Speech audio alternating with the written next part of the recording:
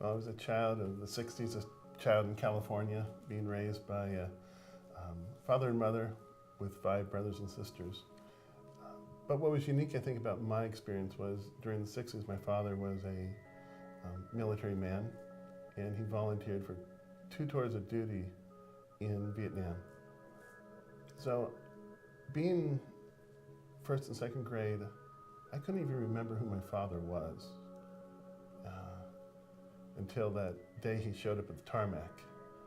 And I wanted to pick him out from all the other men who were coming out from the plane. And I realized I couldn't. So this man was entering our household that I was unfamiliar with. Big, strong, probably with some of his own struggles and what he had seen and experienced. And what began was a nightmare. Well, the nightmare was a man who probably didn't know how to be a good father himself. My grandfather, I'm sure, didn't pass on the best of instructions even to him. But he'd be in the house, and I remember my older brothers and sisters warning us of him, of his violent temper. And if we began to do anything slightly wrong, I mean, military regiment was normal in our household. And the 4 corners of the bed weren't perfect. We'd soon find the answer at the end of his belt. And it wasn't just a spanking, it was a whipping. I remember as a 3rd grader being in his room and this 250-pound man with his belt, just with all his strength, whipping me and not being able to stop and control himself. And all I could do was just try to crawl away, and then he'd yank me back and throw me into the room again.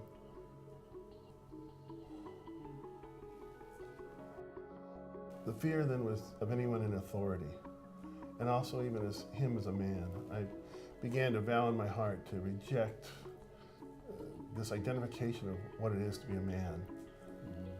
So as I entered my teenage years, that's when I began to enter into same-sex attraction, homosexuality, and it continued until early college years when I embraced that lifestyle. It was really a rejection of my father, is what I was doing. I was angry at him, and I was just fearful of anyone in authority. So there was 2 things going on at that time, a rejection of the masculine, but also a rejection of authority. But that was my reaction to authority, to supervisors, management, police officers, the government, anything that identified with authority was a rejection of my father. Healing first had to detach me from the world and the things that I became entrapped in before I could even get to the center of the heart of the matter. Once I had entered and become a Christian and started following God, it allowed me time to start to really reflect inward. And so as a young adult, I began to reach out for help through church conferences on healing the masculine soul, going through 8-month programs which dealt with the tender things of the heart.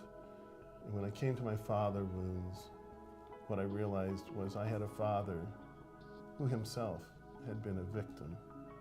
And when I was able to trace it back through my oldest brother, through stories and family issues, I was able to find out that my great-grandfather was an 8-year-old in the Irish mines, and he was the type of guy who didn't even complete school, so he was raising my grandfather, so there was a generational great-grandfather passing on poor fathering skills to a grandfather who tried to do better, but still passed on to my father.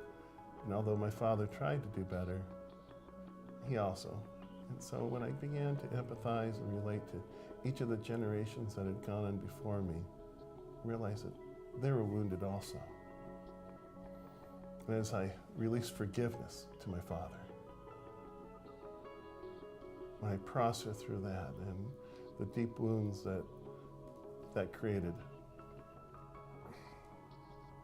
the forgiveness that I had for him came from an understanding of what he must have gone through. And a love that God has for me was just birthed within me for Him.